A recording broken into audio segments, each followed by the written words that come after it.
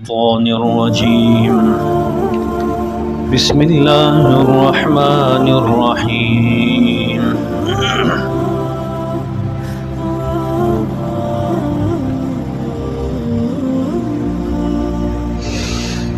يا أيها الناس أنتم الفقراء إلى الله والله هو الغني الحميد۔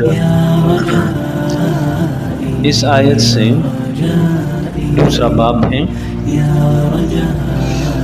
اور اس میں دو دلائل عقلیہ پھر تخویف اخروی، اس کے بعد مثالیں، پھر نبی علیہ الصلاۃ والسلام کو تسلی، پھر بشارت، اور اس کے بعد تخویف دنیاوی عذاب سے ڈرانا۔ یا ایھا الناس، اے لوگو، الناس اے لوگو، اے تمام لوگوں، بلا تخصیص، چاہے مسلم ہو یا غیر مسلم، اے لوگو، انتم الفقراء الی اللہ، تم سب کے سب محتاج ہو اللہ کی طرف، سب محتاج ہو اللہ کی طرف، واللہ هو الغنی الحمید، اور اللہ جو ہے غنی ہے، بے پرواہ ہے، الحمید سب تعریفوں والا ہے۔ دو صفات بیان، اب دیکھیں، الفقراء، تم سب کے سب اللہ کے محتاج ہو۔ الفقراء میں الف لام ہے، اسے کہتے ہیں معرفہ، معرف باللہ، اس میں اشارہ اس چیز کی طرف ہے کہ تم سب کے سب محتاج ہو، یعنی کامل محتاج ہو، ہر چیز میں، ہر حال میں، ہر ایک، چاہے عام بندہ ہو، چاہے مسلمان ہو، چاہے غیر مسلم، چاہے ولی ہو، چاہے نبی ہو، چاہے جو ہو، سب کے سب کامل محتاج ہو اللہ کی طرف۔ یہ ہے الفقراء کا ترجمہ، اس لیے کہ یہاں الفقراء معرف باللام ہے، معرفہ ہے، یعنی کوئی بھی اللہ کے احتیاج سے خالی نہیں ہے۔ دوسرے نمبر پر اللہ کی صفت میں بیان ہوا الغنی، یہاں بھی معرف باللام ہے، معرفہ جس کے اوپر الف لام ہے، اس میں بھی کامل غنا مراد ہے، جیسے تم کامل فقر کے وہ ہو، سب کے سب محتاج ہو، اسی طرح اللہ تعالیٰ کامل غنی ہے، کامل غنی ہے، جو کسی کا محتاج نہیں ہے۔ الحمید تعریفوں والا ہے، اگر تم تعریف نہیں کرتے ہو تو کوئی مسئلہ نہیں، نہ کرو، تمہاری تعریف نہ کرنے سے اللہ کی صفات میں کون سی کمی آئے گی؟ ہر چیز اللہ کی وحدانیت پہ دلیل ہے، اور ہر چیز اللہ کی تسبیح کرے۔ ان یشاء یذھبکم، اگر وہ چاہیں تمہیں لے جائیں گے، تمہیں فنا کر دیں گے، ختم کر دیں گے، ویأتی بخلق جدید، اور لے آئیں گے نئی خلقت، نئی مخلوق۔ اگر آپ مانتے نہیں ہو تو اللہ تعالیٰ تمہیں صفحۂ ہستی سے مٹا دیں گے، ختم کر دیں گے، اور اللہ تعالیٰ ایسی قوم لے کے آئیں گے، ایسے لوگ لے کے آئیں گے نئی خلقت کے ساتھ جو تمہاری طرح نہیں ہوں گے۔ دوسری جگہ ارشاد ہوتا ہے وَإِن تَتَوَلَّوْا يَسْتَبْدِلْ قَوْمًا غَيْرَكُمْ ثُمَّ لَا يَكُونُوا أَمْثَالَكُمْ، اللہ تعالیٰ تمہاری جگہ اور لے کے آئیں گے جو نافرمانی نہیں کریں گے، فرمایا وہ تمہارے جیسے نہیں ہوں گے۔ اگر اللہ چاہے تو سب کے سب تمہیں فنا فرمائیں گے، اور ایک نئی مخلوق بنا فرمائیں گے جو تمہاری طرح نہیں ہوں گے۔ وَمَا ذَلِكَ عَلَى اللَّهِ بِعَزِيزٍ، اور یہ کام جو ہے اللہ تعالیٰ پر کوئی مشکل نہیں ہے، اللہ تعالیٰ اس کے لیے کوئی منصوبہ نہیں بنائیں گے، کوئی اہتمام نہیں کریں گے، امر کن سے یہ سب کچھ ہوگا۔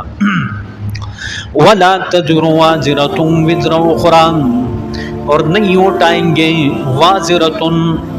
وازرتن بوجھ، اٹھانے والا، نہیں اٹھائیں گے اٹھانے والا، وزر اخرى، دوسرے کا بوجھ۔ قیامت کے دن کوئی کسی کا بوجھ نہیں اٹھا سکے گا، کوئی کسی کے گناہ کا بار نہیں اٹھا سکے گا۔ کہ دنیا میں لوگ دعوے کرتے ہیں کہ ہم فلاں بچائیں گے، ہمیں فلاں بچائیں گے، ہمیں فلاں بچائیں گے، کوئی نہیں بچا سکتا سوائے اللہ، کوئی نہیں اٹھا پائے گا۔ ولا تزر اٹھا نہیں سکتا وازرتن اٹھانے والا وزر اخری کسی دوسرے کا بوجھ، ہر ایک اپنے بوجھ کے نیچے دبا ہوا ہوگا، کسی کی فکر نہیں ہوگی۔ اور ارشاد ہوتا ہے وَإِن تَدْعُ مُثْقَلَةٌ، اور اگر کوئی بلائے مُثْقَلَةٌ بوجھل شخص، بوجھ سے لدا ہوا، گناہوں کے بوجھ سے لدا ہوا ایک شخص کسی کو بلائیں، کس لیے؟ إِلَىٰ حِمْلِهَا، اپنے بوجھ اٹھانے کے لیے کہ آؤ میرے ساتھ ہی گناہوں کا بوجھ اٹھاؤ۔ اگر کوئی بلائے بھی، وہ تو اول تو بلا نہیں سکتا، اگر کوئی بلائے بھی گا تو کیا ہوگا؟ لا يحمل منہ شیئا، اٹھا نہیں پائے گا کوئی کسی سے ذرہ بر بھی کوئی کسی کا بوجھ نہیں اٹھا سکے گا۔ وَلَوْ كَانَ ذَا قُرْبَىٰ، اگرچہ وہ قرابتی ہو، قریبی رشتہ ہو اس کے ساتھ، یعنی جس کو بلایا ہے اس کا قریبی رشتہ دار ہو تو بھی اس کا بوجھ نہیں ہلکا کر سکے گا۔ اچھا، ایک دوسری آیت ہے سورہ عنکبوت کے اندر، اس میں ارشاد ہوتا ہے وَلَيَحْمِلُنَّ أَثْقَالَهُمْ وَأَثْقَالًا مَعَ أَثْقَالِهِمْ، وَلَيَحْمِلُنَّ أَثْقَالَهُمْ، ضرور بھی ضرور اٹھائیں گے، کون؟ أَثْقَالَهُمْ، بوجھ ان کا، مع أثقالهم، اپنے بوجھ کے ساتھ دوسروں کا بوجھ بھی اٹھائیں گے۔ اور یہاں کیا فرمایا جا رہا ہے؟ کوئی کسی کا بوجھ نہیں اٹھا سکے گا، اس میں تعارض نظر آ رہا ہے، بظاہر تعارض ہے، لیکن اس آیت کا مقصد یہ ہے، اس کا جواب یہ ہے، امام آلوسی روح المانی ذکر فرماتے ہیں کہ اصل میں وہاں جو تذکرہ ہے وہ اس مقصد کے لیے، دنیا میں جس نے جس کو گمراہ کیا تو وہ گمراہ کرنے والا شخص جو ہے وہ اپنا بوجھ بھی اٹھائے گا گمراہی کا، اور جس کو گمراہ کیا ہے اس کا بوجھ بھی اٹھائے گا۔ اس کا یہ مطلب نہیں ہے کہ جس کا بوجھ اٹھائے گا اس کا بوجھ اس سے ہلکا ہو جائے گا، نہیں، اس کا اپنی جگہ پہ بوجھ، اور اس کو دوہرا بوجھ اٹھانا پڑے گا، ایک اپنی گمراہی کا اور ایک دوسروں کو گمراہ کرنے کا، یعنی کسی کا بوجھ ہلکا نہیں ہوگا، وہ مقام الگ ہے، لہذا تعارض نہیں ہے۔ حضرت اکرمہ رضی اللہ تعالیٰ اس آیت کی تفسیر میں فرماتے ہیں کہ قیامت کا دن ہوگا، ایک باپ اپنے بیٹے سے کہے گا کہ دیکھو میں نے تمہارے لیے کتنی قربانیاں کی، دنیا میں تمہاری تربیت کی، تمہاری خواہشیں پوری کی، تمہارے لیے ہر قسم کی قربانی لی، اپنی جوانی جو ہے ختم کر دی آپ کی تربیت میں اور آپ کو خوش کرنے میں، اس کے اقرار کرتے ہوں گا؟ ہاں بالکل۔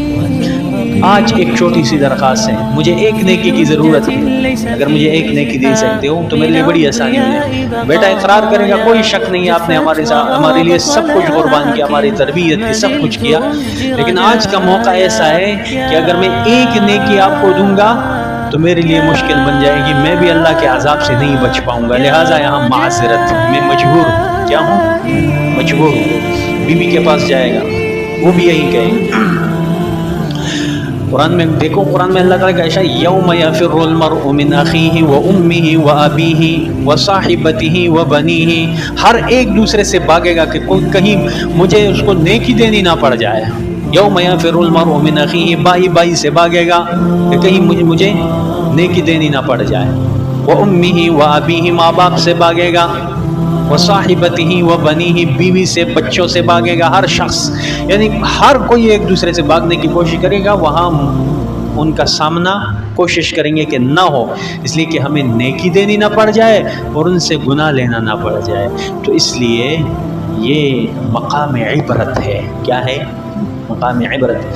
اپنی اولاد کے لیے ایسے کام نہ کرو کہ اپنی آخرت برباد کر دو، اپنے بچوں کے لیے وہ کام نہ کرو کہ اپنی آخرت برباد کرو، اس لیے کہ یہ بچے تمہیں دنیا میں تمہارا سہارا ہے، المال والبنون زینت الحیات الدنیا، یہ تو دنیا کی زینت ہے، آخرت میں تمہارا کام نہیں آئیں گے، کوئی کسی کا کام نہیں آئے گا۔ ہاں البتہ اگر آپ نے ان کی صحیح تربیت کی تو پھر یہ سفارش کریں گے، شفاعت کریں گے، وہ الگ بات ہے، سفارش کا مقام الگ ہے اور وہ الگ تفصیل ہے، لیکن ویسے کوئی کسی کا کام نہیں آ سکتا، نفسی کا عالم ہوگا۔ ارشاد ہوتا ہے انما تنذر الذین، یہ اب تسلی ہے نبی علیہ الصلوۃ والسلام کو، یقیناً تمہارا ڈرانا ان لوگوں کے لیے نفع بخش ثابت ہوتا ہے، یخشون ربہم، جو اپنے رب سے ڈرنے والے ہیں، ان کے حق میں آپ کا ڈرانا حق ثابت ہو سکتا ہے، نفع مند ثابت ہو سکتا ہے۔ اس کا یہ مطلب نہیں ہے کہ نبی صلی اللہ علیہ وسلم نے صرف مومنین کو ڈرایا، ہر کسی کو ڈرایا، ہر کسی کو اللہ کے عذاب سے ڈرایا، ہر کسی کو نعمتوں کی جنتوں کی بشارتیں دی، لیکن نفع صرف ان لوگوں کو حاصل ہوا جو اپنے رب سے ڈرنے والے ہیں، جو اپنے رب سے ڈرنے والے۔ یقیناً تمہارا ڈرانا ان لوگوں کے لیے نفع بخش ثابت ہوتا ہے، یخشون ربہم بالغیب، جو اپنے رب سے ڈرتے ہیں بن دیکھے ڈرتے ہیں۔ اللہ کو دیکھا نہیں ہے لیکن ڈر بہت زیادہ ہے اللہ کا دل میں۔ دوسری صفت ان کی جو آپ کی انذار سے فائدہ اٹھائیں گے، جو آپ کے ڈرانے سے فائدہ اٹھا سکیں گے، ان کی دوسری صفت وَأَقَامُوا الصَّلَاةَ، جو کیا ہوں گے؟ نماز کے پابند ہوں گے، وَأَقَامُوا الصَّلَاةَ، نماز قائم کرنے والے ہوں گے۔ وَمَن تَزَكَّىٰ فَإِنَّمَا يَتَزَكَّىٰ لِنَفْسِهِ، جس نے اب جو پاک ہوا، وَمَن تَزَكَّىٰ، جو پاک ہوا کفر اور شرک و نافرمانیوں سے، تو کیا ہوگا؟ فَإِنَّمَا يَتَزَكَّىٰ لِنَفْسِهِ، تو یقیناً وہ پاک ہوگا، فائدہ اس کو ہی پہنچے گا، اس کے پاکی کا۔ فَإِنَّمَا يَتَزَكَّىٰ لِنَفْسِهِ، یقیناً وہ پاک ہوا اپنے فائدے کے لیے۔ اے نبی، آپ نے اگر ان کو ڈرایا اور وہ پاک نہ ہوا، کفر اور شرک اس نے نہیں چھوڑی، تو اس میں آپ کا قصور نہیں ہے۔ اگر وہ پاک ہوں گے تو اپنی نفس کے لیے اسلام قبول کیا اور عمل صالح اختیار کیا تو اپنے فائدے کے لیے کیا، اور اگر نہیں کیا تو نقصان بھی اس کے اوپر ہوا۔ ان احسنتم احسنتم لانفسکم، نیکی کرو گے تو اپنے لیے کرو گے، وان اسأتم فلھا، اور اگر کوئی گناہ کرو گے تو اس کا وبال بھی ہمارے اوپر، کسی اور کا کچھ نہیں بگاڑ سکتے ہو۔ ارشاد ہوتا ہے وَمَن تَزَكَّىٰ، اور جو پاک ہوا فَإِنَّمَا يَتَزَكَّىٰ لِنَفْسِهِ، تو یقیناً پاک ہوا اپنے فائدے کے لیے، جس نے کفر اور شرک چھوڑ دی اور اللہ کی فرما برداری اختیار کی، اسلام قبول کیا اور اسی طرح عمل صالح پر پابند ہوا، تو فائدہ اس کا جو ہے اپنے نفس کو ہوگا، اسی کو ہوگا کسی اور کا۔ وَإِلَى اللَّهِ الْمَصِيرُ، اور اللہ ہی کی طرف لوٹ کر جانا ہے، سب نے اللہ کی طرف لوٹ کر جانا ہے۔